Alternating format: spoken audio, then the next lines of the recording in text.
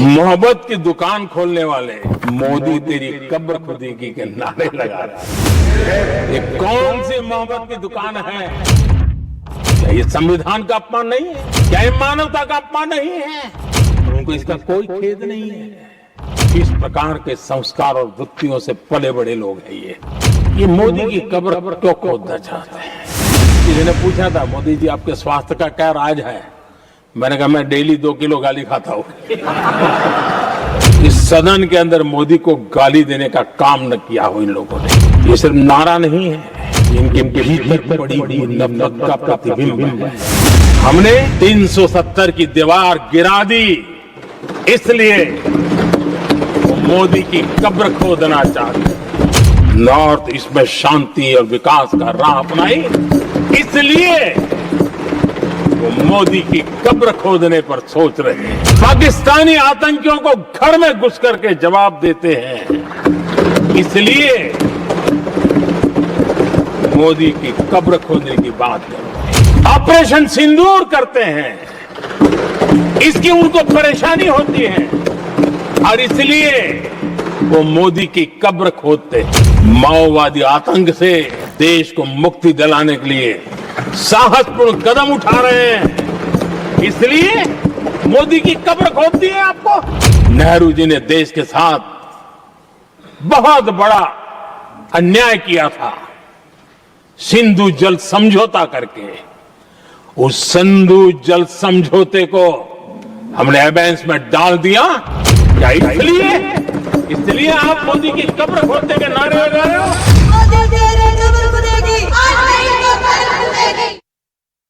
प्रधानमंत्री नरेंद्र मोदी को आप राज्यसभा में सुन रहे थे, लेकिन आज एक चौंकाने वाली खबर आई। ये है, क्या पीएम मोदी पर हमले की बड़ी साजिश थी?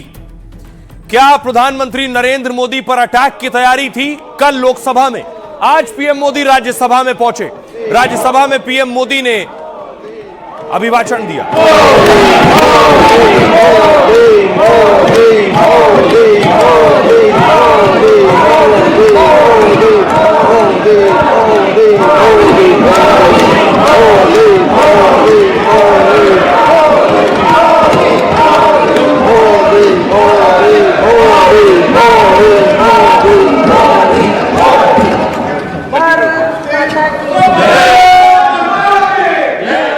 प्रधानमंत्री नरेंद्र मोदी राज्यसभा में पहुंचे, उससे पहले विपक्ष ने मीटिंग की।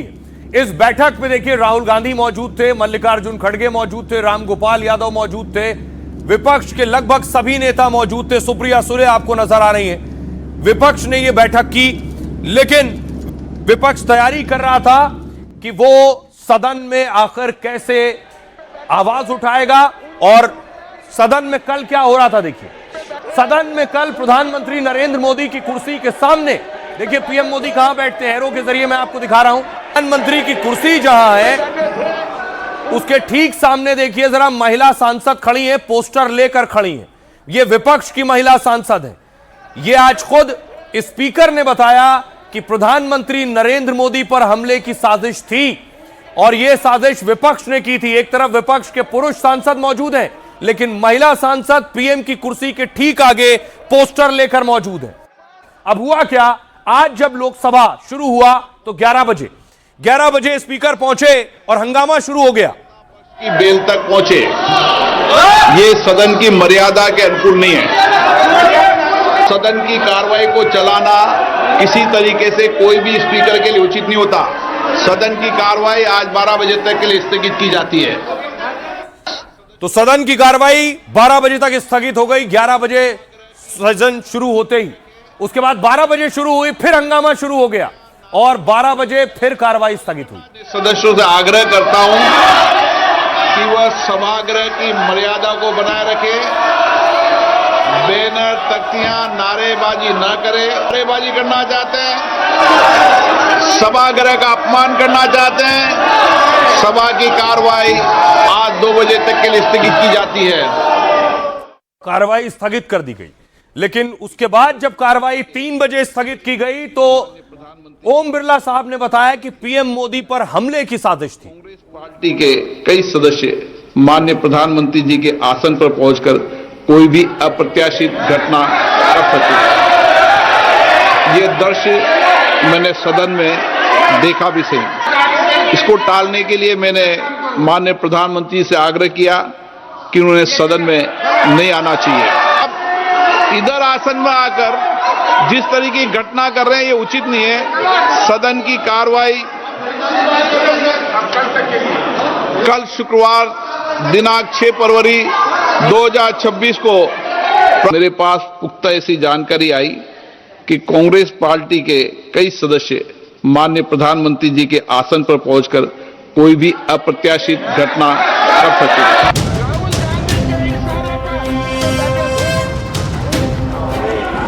क्या लोकसभा में पीएम मोदी पर हमला हो सकता था? क्या कांग्रेस ने पीएम पर हमले का प्लान बनाया था? महिला सांसदों को आगे करना, क्या कांग्रेस की ऐसी कोई रणनीति थी? लोकसभा स्पीकर के बयान के बाद इस पर घमासान तेज हो गया है। क्या सरकार को वक्त रहते इसकी जानकारी मिल गई थी? स्पीकर के चेंबर में जो हुआ, विपक्ष के लोगों ने और कांग्रेस वालों ने जो किया, ये क्या करना चाहते हैं? संसद बहस की जगह है, बहस अपनी बात करिए। इसके बाद स्पीकर ने पीएम को सदन में नहीं आने का आग्रह किया और फिर पीएम लोकसभा में अभिभाषण नहीं दे सके। जब फालतू बात है वो डर के मारे चले गए, क्योंकि कहने के कुछ था नहीं उनके पास, और आज बिरला जी को सिखा दिया कि आज आके ये सब बोल देना। अब देखिए क्या होने वाला था। प्रधानमंत्री नरेंद्र मोदी यहां बैठते हैं, ये आगे जो आप देख रहे हैं इस चेयर पर बैठते हैं और यही आगे सांसद खड़ी थी, यही प्रदर्शन कर रही थी। पीएम मोदी 5 बजे पहुंचने वाले थे, लेकिन उन्हें आने से मना कर दिया गया। मत आइए, आज मत बोलिए। कल लोकसभा में पीएम मोदी का यहां अभिभाषण होना था, लेकिन विपक्ष के हंगामे के चलते भाषण नहीं हो सका। अब स्पीकर ओम बिरला ने इसको लेकर बड़ा खुलासा किया। स्पीकर ने कहा कि कल अप्रत्याशित घटना हो सकती थी।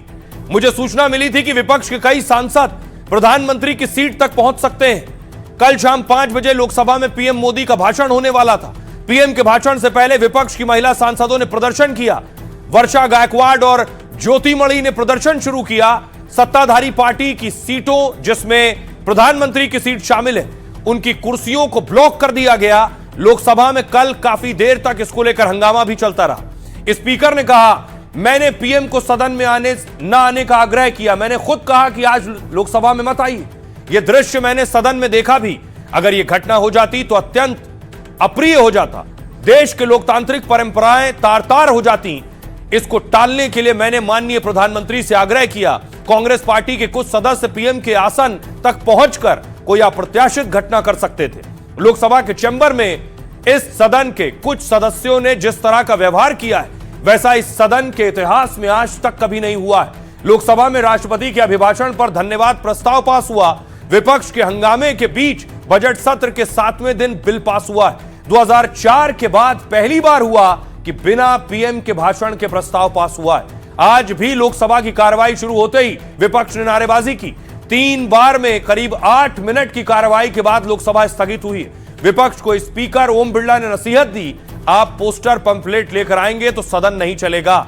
आज भी नहीं चलेगा, कल भी नहीं चलेगा। कल की घटना देश ने देख ली है, किस तरीके से महिला सदस्य वहां तक पहुंची। यह सदन की गरिमा के अनुकूल नहीं था।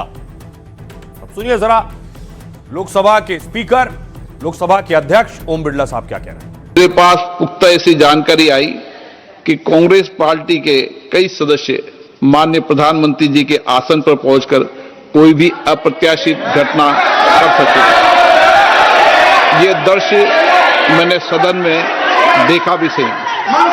अगर ये घटना हो जाती तो ये अत्यंत अप्रिय दृश्य देश के लोकतांत्रिक परंपराओं को तार-तार कर देता। इसको टालने के लिए मैंने माननीय प्रधानमंत्री से आग्रह किया कि उन्होंने सदन में नहीं आना चाहिए, और सदन के सभापति होने के नाते मेरी जिम्मेदारी बनती थी कि सदन की उच्च परंपराओं, गरिमाओं को अक्षुण्ण बनाए रखें। सदन के नेता सदन में न बोले, ये सभा के लिए किसी प्रकार के लिए उचित नहीं है। मैं माननीय प्रधानमंत्री जी को इसके लिए आभार व्यक्त करता हूं कि उन्होंने मेरे सुझाव को माना। अब जो बात लोकसभा के स्पीकर ओम बिरला साहब ने कही कि पीएम पर कोई अप्रत्याशित घटना हो सकती थी, अप्रिय घटना हो सकती थी, इस पर कांग्रेस पार्टी और दूसरे दल क्या कह रहे हैं। प्रियंका गांधी कह रही है स्पीकर के दावे को झूठा बता रही है प्रियंका। यह पूरी तरह झूठ है उनका कहना है। पीएम को चोट पहुंचाने का सवाल ही नहीं था। प्रधानमंत्री अब स्पीकर के पीछे छिप रहे हैं। उनमें कल सदन में आने की हिम्मत नहीं हुई। मनोज तिवारी ने कहा कांग्रेस ने महिला सांसदों को आगे किया। पीएम पर हमला करने की नीयत से ये उनकी चेयर तक आए थे। सदन में जो हुआ उस पर देश कांग्रेस को धिक्कारेगा। प्रियंका चतुर्वेदी ने कहा प्रधानमंत्री मोदी भारत में सबसे सुरक्षित व्यक्ति हैं। उनके लिए यह कहना कि उन्हें महिला सांसदों से खतरा था, यह महिला सांसदों पर की गई दुर्भाग्यपूर्ण टिप्पणी है। पवन खेड़ा ने कहा क्या किसी महिला का विरोध करना आतंकवाद माना जाता है? क्या वो उन्हें अछूत मानते हैं? उन्हें दलित महिलाओं से माफी मांगनी चाहिए। सुनिए जरा इस पर क्या कुछ कह रहे हैं सियासतदान। भारतीय संसद के इतिहास में आज तक नहीं हुआ कि प्रधानमंत्री को बोलने से जबरन रोका जाए, घेराव किया जाए और स्पीकर को बताना पड़े कि आप मत आइए। ये पूरी तरह झूठ है। पीएम को चोट पहुंचाने का सवाल ही नहीं था। प्रधानमंत्री अब स्पीकर के पीछे छिप रहे हैं। उनमें कल सदन में आने की हिम्मत नहीं हुई। Any such thing. बोध बालक के जिद के कारण सदन को बंधक बना लिया गया और सदन को शायद संसदीय इतिहास में ये अबोध बालक भी काले अक्षर से इनका नाम लिखा जाएगा। स्पीकर ने जो अपनी सीट में बैठ के बात कही वो गलत साबित हुई है, क्योंकि जो किताब है प्रकाशित है और जब वो चाह रहे हैं कि इस किताब प्रकाशित है जो लिखा गया उसको अगर सदन में कहना चाहते हैं एलओपी तो उसमें क्या हर्ज है? ये कैसी परंपरा की शुरुआत कर रहे हैं ये लोग, जहां टेबल पे चढ़ जाते हैं। सेक्रेटरी जनरल की टेबल के ऊपर खड़े हुए हैं, चेयर के ऊपर कागज फाड़ के फेंक रहे हैं। जो पहली बार के सांसद हैं, कैसी परंपरा नेता प्रतिपक्ष उनको देकर जाना चाह रहे हैं। अफसोस इस बात का है कि एक व्यक्ति के अहंकार में, नेता प्रतिपक्ष के अहंकार में पूरा विपक्ष वॉश आउट हो रहा है। पार्लियामेंट जैसा मैं अभी बता रहा था एक्सपेक्टेड लाइन पे चल रहा है या नहीं चल रहा, ये एक्सपेक्टेशन थी हम लोगों की कि प्रधानमंत्री जवाब नहीं देंगे। Leader of the opposition Rahul Gandhi ने पहले ही कहा था कि वो नहीं आएंगे पार्लियामेंट में। वही हुआ, एक्सपेक्टेड लाइन पे नहीं आए। अब नहीं आए, अब उनकी घबराहट थी कि बौखलाहट थी कि कुछ लोगों के नजरों में उनका डर था, उसकी वजह से अब उसको कवर अप करने की कोशिश की जा रही है। कल हंगामा नहीं था, कल हिंसा की स्थिति थी। जिस तरह से बेल में आकर के बेल को क्रॉस करके प्रधानमंत्री की चेयर के आगे 4 रो जिधर से प्रधानमंत्री जी आते हैं वहां जिस तरह से वो महिलाएं खड़ी थी, तो अगर निश्चित तौर से स्पीकर साहब ने जो आग्रह किया, जो व्यवस्था दी, तो शायद एक बड़ी घटना बच गई। कुछ भी अप्रिय घटना हो सकती थी। तो लोकसभा में कल प्रधानमंत्री नरेंद्र मोदी को नहीं बोलने दिया गया, लेकिन आज पीएम मोदी राज्यसभा में पहुंचे। पीएम मोदी राज्यसभा में जब बोल रहे थे तो विपक्ष ने राज्यसभा वॉकआउट कर दिया। तस्वीर में आपको दिखाऊं कैसे विपक्ष के सांसद राज्यसभा से उठकर बाहर चले गए।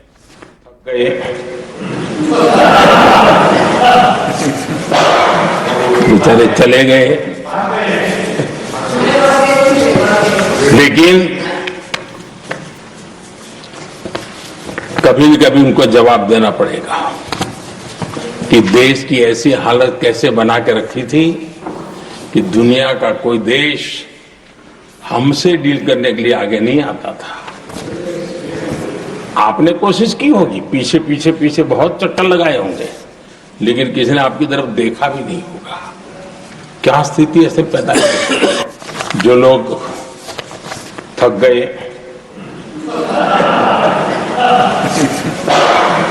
बेचारे चले गए। प्रधानमंत्री नरेंद्र मोदी ने कहा विपक्ष ने वॉकआउट किया, जो लोग थक गए वो लोग चले गए।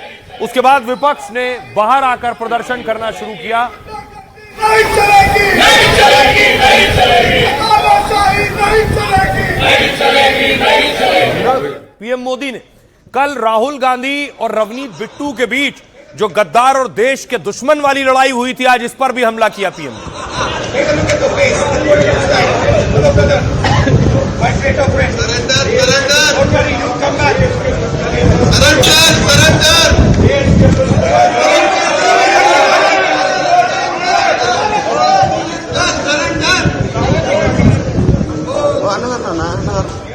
राहुल गांधी ने रवनीत बिट्टू को कहा था गद्दार, तो रवनीत बिट्टू ने राहुल को कहा देश के दुश्मन। मोदी ने आज इस पर भी जवाब दिया।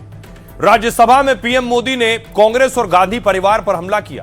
पीएम मोदी ने कहा, नेहरू इंदिरा लोगों को समस्याएं मानते थे। 35 करोड़ भारतीय नेहरू जी के लिए समस्या थे। इंदिरा जी के ईरान में एक भाषण का पीएम ने हवाला दिया। तब इंदिरा जी ने कहा था, हमारे पास 57 करोड़ समस्याएं हैं। उस वक्त भारत की जनसंख्या 57 करोड़ थी। पीएम ने कहा, आज मेरे पास 140 करोड़ समाधान है। राज्यसभा में मोदी ने बोफोर्स घोटाले की याद दिलाई। उनके वक्त डील के नाम पर बोफोर्स याद आता है। आज डील की चर्चा गौरव से होती है। पीएम का इशारा यूरोपीय यूनियन और अमेरिका से भारत की डील पर था। लोकसभा में हंगामे को पीएम मोदी ने शर्मनाक बताया। कांग्रेस पर राष्ट्रपति के अपमान का भी आरोप लगाया। कांग्रेस पर असम, आंध्र प्रदेश के बेटे के अपमान का आरोप लगाया।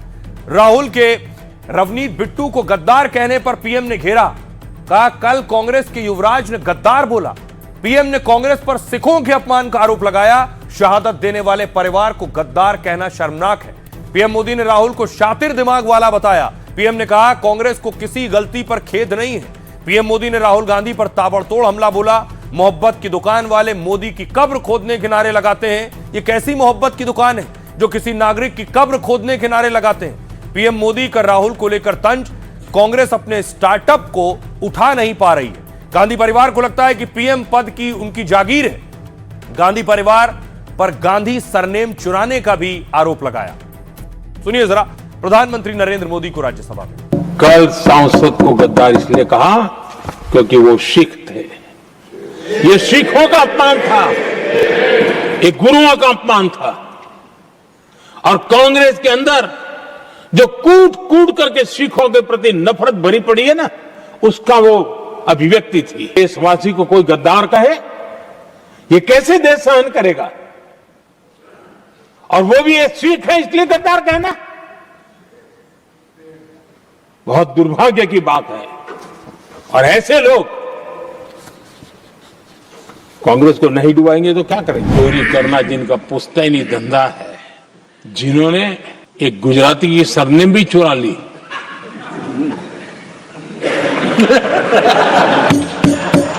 महात्मा गांधी की सरनेम चुरा ली।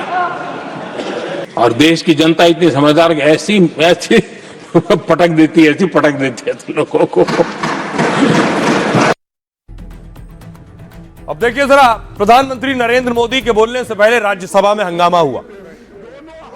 नड्डा और मल्लिकार्जुन खड़गे के बीच कि एलओपी को बोलने नहीं दे रहे। दोनों हाउस मिलने के बाद ही पार्लियामेंट बनता है। जगह एक्सपीरियंस है आपका। Leader of the house Rahul Gandhi को भटकने से आप क्यों नहीं समझाते हैं? जब राहुल जी बोलते हैं तो आप लोगों को खुजली उठती है। अपनी पार्टी को अबोध बालक का बंधक मत बनाइए, बंधक मत बनाइए। को तो मोदी जी ने बंधक कर दिया है और हम मुझे बोल रहे हैं आप कोई उनके राय के बिना बात नहीं कर सकते। वो हाउस भी नहीं चल रहा। क्यों? कि एलओपी को बोलने नहीं दे रहे दोनों। अब देखिए जरा राज्यसभा में क्या हुआ, किसने किसे क्या कहा। दरअसल नड्डा साहब खड़े हुए, उन्होंने कहा, राज्यसभा में नेता सदन जेपी नड्डा ने राहुल को घेरा। विपक्ष के नेता खड़गे को नसीहत दी, आप अपनी पार्टी को अबोध बालक का बंधक मत बनाइए। पीएम मोदी कल तैयार बैठे थे लेकिन आपने सदन में ही चलने नहीं दिया। मल्लिकार्जुन खड़गे, आपने जो नाबालिग जैसा कुछ कहा, अब खड़गे साहब बोल रहे थे, उन्होंने कहा आपने जो नाबालिग जैसा कुछ कहा है वो ठीक नहीं है। आप किसी के बारे में ऐसा नहीं कह सकते हैं। मुझे आप जो पाठ पढ़ा रहे हैं वो ठीक नहीं है। आपकी पार्टी को तो मोदी जी ने बंधक बना रखा है। सुधांशु त्रिवेदी ने कहा, ज्ञान की कोई सीमा नहीं होती है और अज्ञान की कोई उम्र नहीं होती है। और अबोध होने का प्रमाण यह है कि जिसे यह ना पता हो कि सदन के पटल पर मीडिया रिपोर्ट प्रमाणिक तथ्य नहीं है, जो यह नहीं जानता हो कि वो अबोध है, सेना अध्यक्ष, पीएम और रक्षा मंत्री के बीच चर्चा पब्लिक डोमेन में नहीं रख सकते। किरण रिजिजू ने कहा, सदन में आज का शोर शराबा हैरान करने वाला है। कल शाम तक तो सब ठीक था, पीएम के भाषण से पहले राज्यसभा में भी शोर हो रहा है। सुनिए जरा इस पर सियासतदान क्या कह रहे हैं। दो जब स्तंभ होते हैं, एक को पैरालाइज करके आप अपने आप को छुपाने के लिए, अपने गलतियां छुपाने के लिए आप जो कर रहे हैं कि जो अपमान कर रहे हैं, उसके बारे में जब राहुल जी बोलते हैं तो आप लोगों को खुजली उठती है। आपका leader of the house Rahul Gandhi को भटकने से आप क्यों नहीं समझाते हैं? वहां वो रूल नहीं मानते हैं, वो अपने हिसाब से मर्जी से चलाना चाहते हैं। आप लोग समझाना चाहिए उसको समझाने की जगह आप खुद भटक रहे हैं, ये ठीक नहीं है। आप हमसे बहुत सीनियर हैं और आप सब में बहुत से लोग हमसे सीनियर हैं, लेकिन एक बात मैं जरूर निवेदन करूंगा, अपनी पार्टी को अबोध बालक का बंधक मत बनाइए, बंधक मत बनाइए। अभिमान, अहंकार और अबोध होकर के, अबोध और अहंकार ये दोनों बड़ा डेडली मिक्सचर होता है, तो इससे बच करके रहें और पार्टी को बंधक न बनने दें, इतना मेरा निवेदन है। आप पार्टी को स्वतंत्र रूप से चलाइए और अबोध बालक का बंधक। तो रही खबरों में आगे बढ़ते हैं। आज की एक और बड़ी खबर है। कल एक दिल दहला देने वाली खबर आई कि 3 सगी बहनों ने मोबाइल गेम की वजह से आत्महत्या कर ली। उनकी एक सीक्रेट डायरी मिली और उस सीक्रेट डायरी में बहुत से राज हैं। आप जानकर ताज्जुब करेंगे कि तीनों ने अपने नाम बदल लिए थे और कोरियन नाम लिख लिए थे, क्योंकि वो कोरियन गेम खेल रही थी। तीनों ने जो अपने नाम बदले वो नाम देखिए, मारिया, अलीजा और सिंडी, ये कोरियन नाम है। तीनों ने अपने नाम बदलकर कोरियन नाम रख लिए थे, जो हिला देने वाला है। तो सबसे पहले आपको बताऊं कि तीनों का पोस्टमार्टम हुआ, पोस्टमार्टम रिपोर्ट आई है और तीनों की मौत ब्रेन हेमरेज की वजह से हुई है। तो गाजियाबाद सुसाइड मामले में खुलासा हुआ है कि जांच के दौरान पुलिस ने 8 पन्नों की डायरी बरामद की है। डायरी में तीनों बहनों ने अपनी मौत की वजह लिखी है। इसमें लिखा है, माफ कीजिए, हम कोरियन पसंद करते हैं, कोरियन हमारी जान थी, तो तुमने हिम्मत कैसे की हमसे हमारी जान को छुड़वाने की? तुम नहीं जानते थे हम उन्हें कितना चाहते थे। लो अब देख लिया सबूत, अब तो यकीन हो गया। जितना हम कोरियन एक्टर और म्यूजिक पसंद करते थे, उतना तो हम तुम घर वालों को भी कभी नहीं चाहते थे। क्या हम इस दुनिया में मार खाने के लिए जिए? नहीं भाई नहीं, मार से बढ़िया तो हमें मौत ही लगेगी। और शादी के नाम से टेंशन होती थी, हमें कोरियन पसंद थे, तो हम शादी इंडिया के आदमी से कैसे कर सकते थे? तो इसलिए हमने खुदकुशी कर ली, सॉरी पापा। ये दिल दहला देने वाले शब्द उस सुसाइड नोट, उस लेटर में लिखे। सुनिए जरा अब क्या कुछ कह रहे हैं उनके पिता का एक ऑडियो सामने आया है, सुनिए। ये है कि उन्होंने अपने नाम चेंज कर लिए थे। वो कह रहे थे पापा हम कोरिया जाएंगे, कोरिया जाना, कोरिया ले चलो। मैंने क्यों, हम तो इंडियन है, इंडियन के नाम से उन्हें गुस्सा आ जाता था। अच्छा ठीक है जी, अच्छा इंडियन के नाम से गुस्सा आ जाता था। बिल्कुल बिल्कुल, आखिरी बार इंडिया के नाम से खाना नहीं खाता था, इंडिया का नाम लेते हो। आखिरी बार कब बात हुई थी? चाहते हैं, देखो जी हमारी बात सुनो, भी चाहते हैं Korea drama, Korean video, Korean जो भी चल रहा है ना, मतलब वीडियो वगैरह जो इससे बच्चे हो रहे हैं एडिक्ट, वो चीज बंद होनी चाहिए इंडिया में। वो ये कह रहा था कि कोरियन नहीं मिला तो हम मर जाएंगे। उसी शाम को हुई थी जिस दिन वो रात को 2 बजे कूदे, मेरी बात हुई थी उसी शाम को 10 बजे की रात में। मोबाइल मैंने उसी दिन शाम को 7 बजे लिया था, वो 10 बजे दोबारा ले गए थे। अच्छा। फिर 12 बजे तक उन्होंने मोबाइल देखा है। अच्छा। फिर 12 बजे मोबाइल में दोबारा वाइफ वापस लेके आई है, मैं तो नहीं गया था, 12 बजे वाइफ गई थी, वो लेके आई है। अच्छा। उसके बाद वो कह रहे, मैंने पूछा क्या सो गए? क्या सो गए। उसके बाद वो कंबल से उठे चुपचाप, दूसरे वाले रूम में गए हैं और मंदिर वाले कमरे में जाके उन्होंने अंदर से लॉक लगा लिया। उसके बाद जी हमें नहीं पता, उसके बाद तो नीचे मिले वो। आप सुन रहे थे तीनों बच्चियों के पिता चेतन को। चेतन की कहानी भी बहुत दिलचस्प है। चेतन दरअसल वायदा कारोबारी है और 2 करोड़ का कर्ज था चेतन पर। जानकारी मिल रही है उसके मुताबिक सुसाइड करने वाली लड़कियों के पिता का नाम चेतन है। चेतन दिल्ली के रहने वाले हैं, अभी गाजियाबाद में रहते हैं। दावा है कि उन्होंने 2 शादियां की हैं और उनके 5 बच्चे हैं। साथ ही उसने तीसरी साली को भी अपने घर पर ही रखा है। चेतन ने पहली शादी दिल्ली की रहने वाली सुजाता से की, लेकिन बच्चे नहीं हुए तो साली हिना से दूसरी शादी की। हालांकि शादी के बाद पहली पत्नी को एक बेटी हो गई, फिर एक बेटा हुआ और दूसरी पत्नी से भी 3 बच्चे हो गए। जांच में सामने आया है कि चेतन आर्थिक तंगी से जूझ रहा था। चेतन पर 2 करोड़ का कर्ज है, शेयर ट्रेडिंग का काम करता है और इसी वजह से 2020 में तीनों बेटियों की पढ़ाई भी छूट गई। आइए अब आपको बताऊं कि ये जो कुछ हुआ ये इतना दिल दहला देने वाला है। क्या आम और क्या खास, सभी परेशान हैं। एक्टर सोनू सूद ने तो यहां तक कहा है कि बच्चों के लिए सोशल मीडिया बैन होना चाहिए, सोशल मीडिया पर बच्चों के लिए पूरी तरह से प्रतिबंध लगना चाहिए। गेमिंग की वजह से सुसाइड के मामले ने सनसनी फैला दी।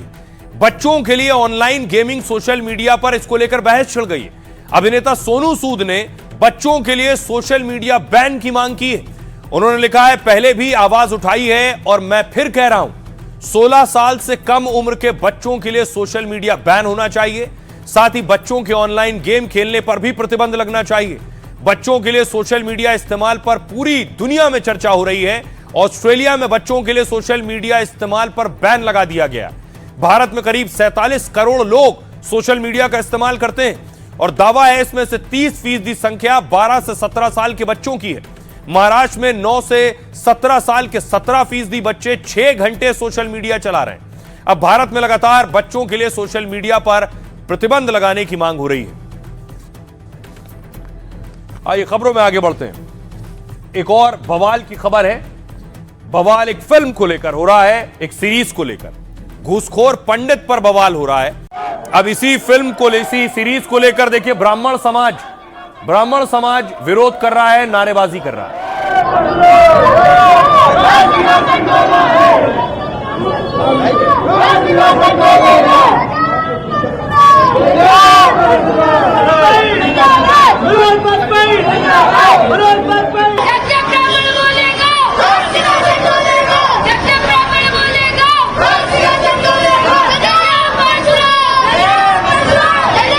और मैं ये कहना चाहता हूँ, तुम तो हाइब्रिड हो। मैं ये कहना चाहता हूँ, तुम ब्राह्मण नहीं हो, तुम हाइब्रिड हो। तुम्हारा तो डीएनए टेस्ट कराना चाहिए। मनोज वाजपेयी और पांडे जी, आप सबके खिलाफ हमने याचिका दायर की है कोर्ट में, माननीय न्यायालय में। आज हमने याचिका दायर की है और आपको यहाँ भोपाल में घसीटेंगे। ये नेटफ्लिक्स को बंद करवाएंगे। नेटफ्लिक्स के जो डायरेक्टर हैं उन पर एफआईआर की है और हम ये फिल्में नहीं चलने देंगे। बताइए, क्या ब्राह्मण समाज ही मिला है? कभी संतोष वर्मा ब्राह्मण समाज की पार्टी करता है, कभी मनीषा सिंह करती है, कभी दामोदर यादव करता है। अब तो फिल्में बनने लगी। ब्राह्मण समाज अब जाग गया है। ब्राह्मण समाज अब मंगल पांडे बनेगा। ब्राह्मण समाज अब चंद्रशेखर आजाद बनेगा। अब देखिए जरा इस फिल्म में ऐसा क्या है जिसको लेकर ये सारा बवाल है। ये है वो सीरीज घूसखोर पंडित।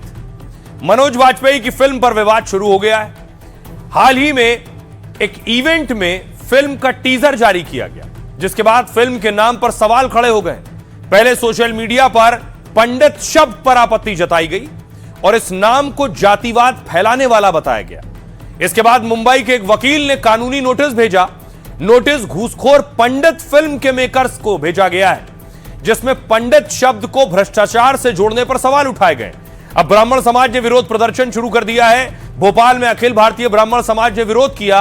ब्राह्मण समाज इसे गरिमा को ठेस पहुंचाने वाला बता रहा है। फिल्म को लेकर दिल्ली हाईकोर्ट में भी याचिका दायर की गई है, जिसमें फिल्म की स्ट्रीमिंग पर रोक लगाने की मांग की गई। फिल्म में मनोज वाजपेयी पुलिस इंस्पेक्टर के रोल में है। मनोज वाजपेयी ने अजय दीक्षित का किरदार निभाया है और फिल्म में मनोज वाजपेयी दिल्ली पुलिस में तैनात है। अजय दीक्षित की भर्ती 20 साल पहले दरोगा के तौर पर हुई थी और 20 साल बाद भी उसी रैंक पर अजय दीक्षित बना हुआ है और अजय दीक्षित को पंडित के नाम से भी जाना जाता है। उन्हें एक बदनाम अधिकारी के रूप में भी दिखाया गया। इस फिल्म में अजय दीक्षित को अय्याश और भ्रष्टाचारी बताया गया। अब इस फिल्म के नाम में बदलाव की मांग हो रही है। सुनिए जरा लोग इस पर क्या कह रहे हैं। किया है यह घोर निंदनीय है। पूरा ब्राह्मण समाज, संत समाज और पूरा हिंदू सनातन धर्मावलंबी इसका विरोध करते हैं और घोर विरोध करते हैं तथा ऐसे लोगों की हम भर्त्सना करते हैं। घूसखोर ब्राह्मण ही क्यों, घूसखोर अन्य वर्ग भी हो सकता है। घूसखोर मुस्लिम क्यों नहीं। बॉलीवुड का हमेशा से दोहरा चरित्र रहा है और टोटल फंडिंग से ऐसी पिक्चरें बनती है जिससे समाज का पतन हो। ब्राह्मण का अपमान है, इसके लिए हम पूरा ब्राह्मण समाज विरोध करते हैं। ये पिक्चर रिलीज नहीं होना चाहिए क्योंकि ब्राह्मण का जहाँ सम्मान नहीं है वहाँ पर संसार का सम्मान नहीं है। जिस प्रकार का इसने शब्द का उच्चारण किया है ब्राह्मणों के प्रति, उसका विनाश तय है। विनाश काले विपरीत बुद्धि, जिसका विनाश आता है उस प्रकार वह इस प्रकार का उच्चारण करता है। आप समझते हैं कि ब्राह्मण इस धरती के साक्षात देवता कहलाते हैं। अगर उसने इस प्रकार की बैठ बोले हैं तो उसका विनाश होगा। देखिए, ब्राह्मणों को बदनाम करने के लिए, सनातन धर्म को बदनाम करने के लिए बॉलीवुड हो चाहे राजनेता हो, इनकी आज एक लाइन लगी हुई है और मैं समझता हूं कि इसको सभी ब्राह्मण, पूरे प्रदेश के, पूरे भारतवर्ष के ब्राह्मणों को एक साथ मिलकर बड़े से बड़ा आंदोलन करना चाहिए। और ऐसे बॉलीवुड में जो एक्टर है मनोज बाजपेयी, और नाम के लिए पीछे तो ब्राह्मण लगा हुआ है, लेकिन ब्राह्मण नहीं, वो सबसे बड़ा राक्षस है। चारों शंकराचार्य, 5 वैष्णवाचार्य, 13 अखाड़े, अखाड़ा परिषद और प्रमुख संत मिल करके एक सनातन आयोग बनाए, ताकि ये जो धर्म आधार की, जाति आधार की, पूजा पद्धति आधार की, जो बिना मतलब का मजाक बनाने का चेष्टा करने वाले जो लोग हैं, उनको हम दंडित भी कर सके। सनातन को टारगेट करने वाले स्वतः खत्म हो गए, स्वतः नष्ट हो गए। मुगल आए, उन्होंने जब सनातन को टारगेट किया तो वो भी नष्ट हो गए। तो सभी ब्राह्मणों को एकजुट होकर के रोड पे आ जाना चाहिए और इसका विरोध करना चाहिए। पंडित ही तो रीढ़ है सनातन परंपरा के, और पंडितों का ही अपमान करेंगे तो फिर हम उस फिल्म को कैसे जायज समझेंगे। खबरों में आगे बढ़ते हैं। आज की एक और बड़ी खबर है, एक बड़ी डील हुई, उस डील के पीछे एक बड़ी जानकारी निकल कर आ रही है। डील के पीछे जेम्स बॉन्ड, जो भारत और अमेरिका के बीच डील हुई, ट्रेड डील, लगभग टैरिफ कम कर दिया गया, 50% से 18% कर दिया गया, और माना गया इसके बाद न सिर्फ भारत अमेरिका के रिश्ते बेहतर होंगे, बल्कि भारत में रोजगार बढ़ेगा और भारत में मैन्युफैक्चरिंग सेक्टर में भी इजाफा होगा। अगली तस्वीर देखिए। बताया गया यह तस्वीर बहुत इंपॉर्टेंट थी। यह जो तस्वीर है जिसमें पीएम मोदी, पुतिन और जिनपिंग एक साथ नजर आ रहे हैं। यह जब पीएम मोदी मिल रहे थे सितंबर 2025 में, तब यह तस्वीरें अमेरिका में देखी जा रही थी, और इन तस्वीरों ने ही बड़ा कमाल किया है। लेकिन विदेशी मीडिया का कहना है कि जो डील हुई है, इस डील में एनएसए यानी national security adviser Ajit Doval का भी बड़ा रोल रहा है। सुनिए जरा पीएम मोदी ने आज इस डील पर क्या कहा। बड़े बड़े देश भारत के साथ व्यापारिक संबंध बनाने के लिए बहुत ही आतुर है। यूरोपीय संघ का ट्रेड डील हो, अमेरिका के साथ अभी अभी हुआ जो ट्रेड डील हो, और कल हमारे पीयूष जी ने सदन में विस्तृत जानकारी भी दी है, और पूरा विश्व खुल करके इस ट्रेड डील का तारीफ कर रहा है। और उसमें जब यूरोपियन यूनियन के साथ ट्रेड डील हुआ तो विश्व को भरोसा हुआ कि अब वैश्विक स्तर पर स्थिरता की संभावना बढ़ेगी। अमेरिका के साथ ट्रेड डील होने के बाद विश्व को और भरोसा हो गया कि जो स्थिरता की एहसास हो रहा था, अब गति का भी एहसास होने लगा है, और विश्व के लिए शुभ संकेत है। अब देखिए इस पर विदेशी मीडिया क्या कह रहा है। मीडिया कह रहा है कि भारत अमेरिका में कारोबारी डील पर यह खुलासा हुआ। दावा है कि मोदी के जेम्स बॉन्ड ने बड़ी डील कराई। भारत के जेम्स बॉन्ड यानी सुरक्षा सलाहकार अजीत डोभाल। अमेरिकी मीडिया में दावा किया गया कि डील के पीछे अजीत डोभाल है। दावा है डोभाल की बैकडोर बातचीत के बाद अमेरिका से ट्रेड डील हुई। इसके पीछे की कहानी समझने के लिए 6 महीने पीछे जाना होगा, जब सितंबर 2025 में पीएम मोदी चीन के दौरे पर गए थे। वहां मोदी ने पुतिन और जिनपिंग से दोस्ताना मुलाकात की थी। ये वो वक्त था जब भारत अमेरिकी रिश्तों में दरार आ रही थी, क्योंकि ट्रंप ने भारत पाक तनाव सुलझाने का दावा किया था, जिसे मोदी ने नकार दिया और व्हाइट हाउस जाने से मना कर दिया।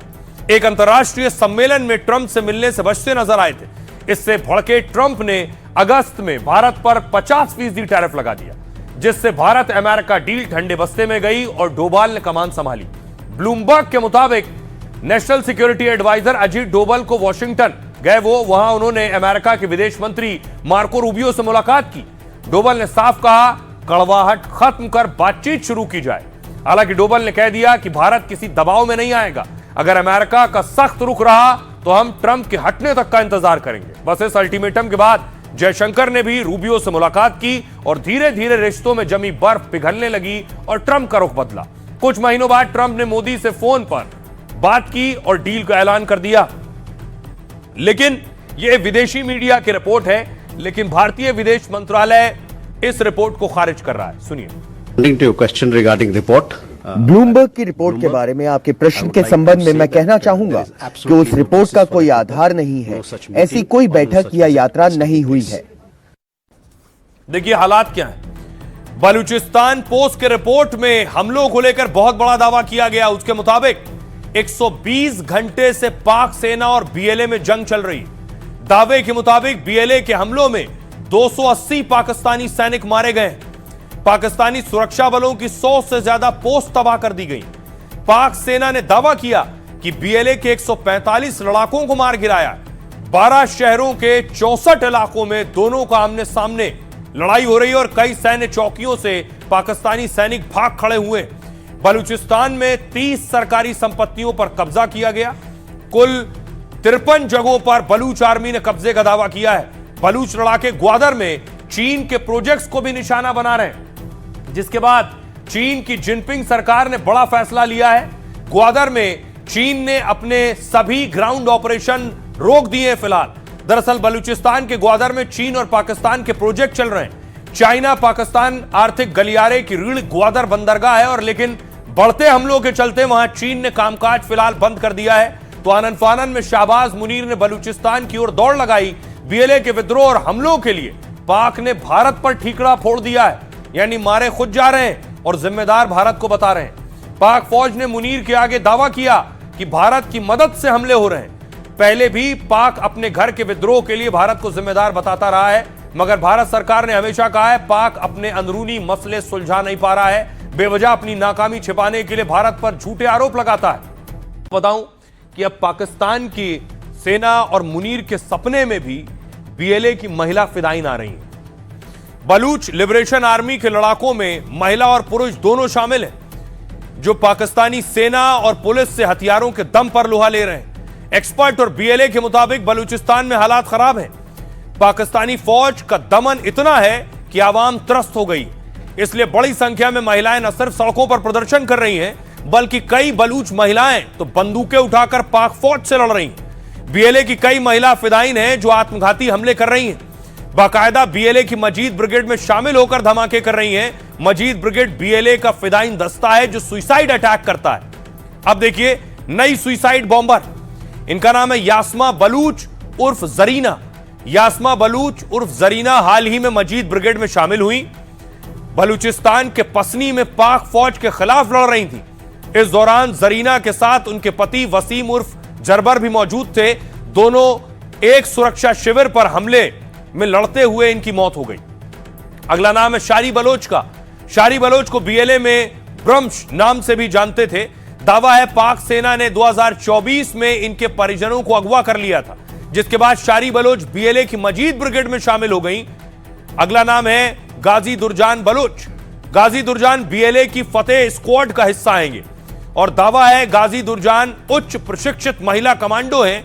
बीएलए के मुताबिक दुरजान ने 3 दिन लड़कर पाक फौज को खदेड़ दिया था और बीएलए ने उनके युद्ध कौशल और साहस के लिए दुरजान को गाजी बताया था। आइए अब आपको बताऊं आज की एक और बड़ी खबर है। खबर यह है कि बहुत से लोग गायब हैं जिनका कोई अता पता नहीं। सवाल यह है जो लापता हैं वो लोग कहां चले गए। अकेले दिल्ली में दावा किया जा रहा है कि दिल्ली में सैकड़ों लोग लापता हैं जिनका कोई अब तक पता नहीं है। तो जो खो रहे हैं, जो गुम हो रहे हैं, कहां जा रहे हैं? आंकड़े देखिए, कहां गए वो लोग। जनवरी 2025 में 1786 लोग लापता हुए और जनवरी 2026 में 1777 लोग लापता हुए। अब दावा किया जा रहा है 2024 में 24,893 और 25 में 24,508। जनवरी के 27 दिनों में 807 लोग लापता हो गए, यानी हर रोज करीब 30 लोग लापता हो रहे हैं। सवाल यह इनमें 137 बच्चे हैं जिनका कोई सुराग नहीं मिला। हालांकि 807 में से 235 को ट्रेस कर लिया गया। हर दिन करीब 9 लोगों को ट्रेस भी किया जा रहा है। सवाल यह है कि लेकिन 572 का अब तक कोई पता नहीं। लापता लोगों में सबसे ज्यादा महिलाएं और लड़कियां हैं। 616 वयस्क लापता हुए हैं, जिनमें 181 का पता चला है, जबकि 435 वयस्कों का कोई अता पता नहीं है अब तक। आज आम आदमी पार्टी ने इस मुद्दे को संसद में भी उठाया है। सुनिए जरा आम आदमी पार्टी क्या कह रही है और दिल्ली पुलिस क्या कह रही है। दिल्ली पुलिस ने आरटीआई के एक डेटा में इंफॉर्म किया कि 2024 में लगभग 6000 बच्चों मिसिंग हो गए, उनकी उठाईगिरी हो गई। या किसी भी तरीके से वो मिसिंग हो गए। ऑनरेबल चेयरमैन सर, ये सिर्फ 2024 की बात नहीं है, आप साल दर साल देखते जाएंगे तो 6,000, 7,000, 6,000, 7,000 बच्चे मिसिंग होते जा रहे हैं।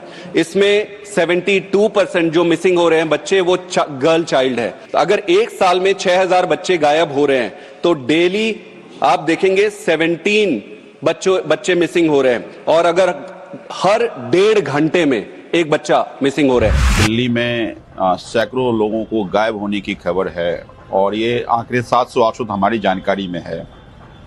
अब इससे लोगों में भय का वातावरण है। मैं बुराड़ी कॉन्स्टिट्यूएंसी जहां का मैं विधायक हूं, मैं वहां की भी बात करूं, दर्जनों हमारे पास जानकारी आ रही है कि लोग गायब हो रहे हैं। ज़्यादातर बच्चियां हैं, छोटे छोटे बच्चे हैं। तो इससे पूरे दिल्ली में भय का वातावरण है कि कहीं ह्यूमन ट्रैफिकिंग का मसला तो नहीं है या कोई F-16 जैसा मसला दिल्ली में भी तो नहीं हो रहा है। लेकिन दिल्ली पुलिस हाथ पर हाथ धरे बैठी है। ये स्पष्ट किया जाता है कि दिल्ली में बच्चों के लापता होने अथवा अपहरण के मामलों में किसी भी संगठित गिरोह की संलिप्तता सामने नहीं आई है। हम आपसे ये अपील करते हैं कि इस संबंध में फैल रही किसी भी प्रकार की अफवाहों पर ध्यान न दें। इसके अतिरिक्त अफवाह फैलाने वालों के विरुद्ध उचित कानूनी प्रावधानों के तहत कार्रवाई की जाएगी। अब ऐसी ही खबर उत्तर प्रदेश से भी है। बहुत से लोग लापता हैं। 2024 से अब तक 1,08,300 लोग लापता हैं यूपी में। पुलिस ने इनमें से 9% से भी कम मामलों पर कार्रवाई की। लापता लोगों पर इलाहाबाद हाईकोर्ट की लखनऊ बेंच ने संज्ञान लिया। फिर कोर्ट ने एक जनहित याचिका दर्ज करने का निर्देश दिया।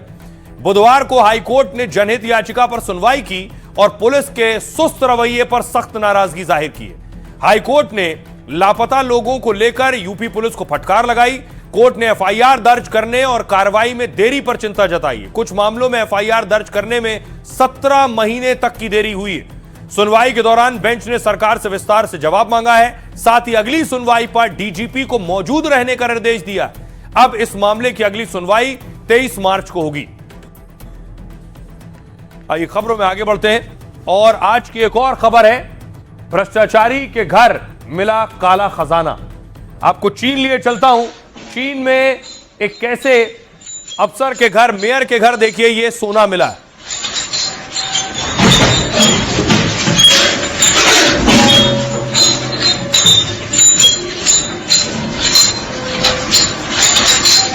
ये जो आपको सोना ही सोना नजर आ रहा है ये चीन के भ्रष्टाचारी मेयर का है। भ्रष्टाचार पर जिनपिंग ने चीन में ताबड़तोड़ एक्शन शुरू कर दिए। अभी कुछ दिन पहले ही 11 भ्रष्टाचारियों को फांसी पर लटका दिया। अब एक भ्रष्टाचारी पूर्व मेयर का काला खजाना बरामद किया गया है। जांच के दौरान बेसमेंट में हजारों किलो सोने की ईंटें जब्त हुई हैं। एक आंकड़े के मुताबिक 13,000 किलो से ज्यादा का सोना बरामद हुआ है, जबकि इसके साथ ही 23 टन से ज्यादा कैश बरामद हुआ है। पूर्व मेयर के नाम पर दर्जनों लग्जरी गाड़ियां और विदेशों में संपत्ति मिली है। इस आरोपी का नाम झांग बताया जा रहा है, जो कि हैको शहर का मेयर था। झांग ने अपनी 10 साल की सेवा के दौरान भ्रष्टाचार से खूब काली कमाई और इससे चीन और विदेशों में हजारों करोड़ की संपत्ति बना ली। हालांकि रिटायरमेंट के बाद झांग जांच एजेंसियों के रडार पर आ गए और दावा है कि भ्रष्टाचार पर आरोपी पूर्व मेयर को मौत की सजा सुनाई गई है। जल्द ही चीनी कानून के मुताबिक उसे फांसी दी जा सकती है। फिलहाल भ्रष्टाचार की कमाई की तस्वीरों ने पूरी दुनिया को चौंका दिया है। आइए अब बारी है लाइफ का फंडा की। क्या है आपके लिए खास? चीनी अफसर को सजाए मौत दी गई है। लाइफ का फंडा में आज बात प्रियंका चोपड़ा की। आप नहीं जानते कि जिंदगी क्या मोड़ लेगी, लेकिन अपनों को संभालने की क्षमता रखें। लाइफ का यह फंडा दिया है मशहूर अभिनेत्री प्रियंका चोपड़ा ने। प्रियंका चोपड़ा का जन्म 18 जुलाई 1982 को जमशेदपुर में हुआ। यूपी के बरेली में प्रियंका पली बढ़ी। आज एक बड़ी ग्लोबल स्टार है, लेकिन इसके पीछे कड़ी मेहनत, दर्द और हिम्मत की कहानी छिपी। मिस वर्ल्ड का खिताब जीतने के बाद भी प्रियंका को बॉलीवुड में काम नहीं मिल रहा था। कभी उनके सांवले रंग का मजाक उड़ाया जाता था, तो कभी उन्हें काली बिल्ली तक कह दिया जाता था। लेकिन प्रियंका ने हिम्मत नहीं हारी। वो ऑडिशन देती रही और मौके का इंतजार करती रही। 2003 में अपनी पहली हिंदी फिल्म अंदाज से ही प्रियंका ने धमाल मचा दिया। फिर तो उनके पास इतना काम और फिल्में आ गईं कि वो परिवार को वक्त नहीं दे पाती थी। 5 फिल्मफेयर और 2 नेशनल अवार्ड जीतने वाली प्रियंका चोपड़ा आज 620 करोड़ रुपए से ज्यादा की मालकिन है। लेकिन उनके पिता के निधन के बाद दुखी प्रियंका ने कहा था, जब तक मेरे पिता गुजर नहीं गए मेरे पास उनके साथ दिवाली मनाने के लिए भी समय नहीं था। लेकिन अब उनके जाने के बाद मुझे एहसास हो रहा है कि जिंदगी बहुत छोटी है, इसलिए अपनों की छोटी छोटी बातों का भी ख्याल रखना चाहिए। प्रियंका चोपड़ा ने संघर्ष, कामयाबी और रिश्तों पर लाइफ का अहम फंडा दिया कि पैसे और शोहरत आपके काम का इनाम होते हैं, लेकिन जिंदगी की असली खुशी परिवार और अपनों का साथ है। तो जहां से जो अच्छा हासिल हो उसे अपनी जिंदगी में उतारिए। अपना और अपनों का बहुत बहुत ख्याल रखिए। रुक रहे एक छोटे से ब्रेक।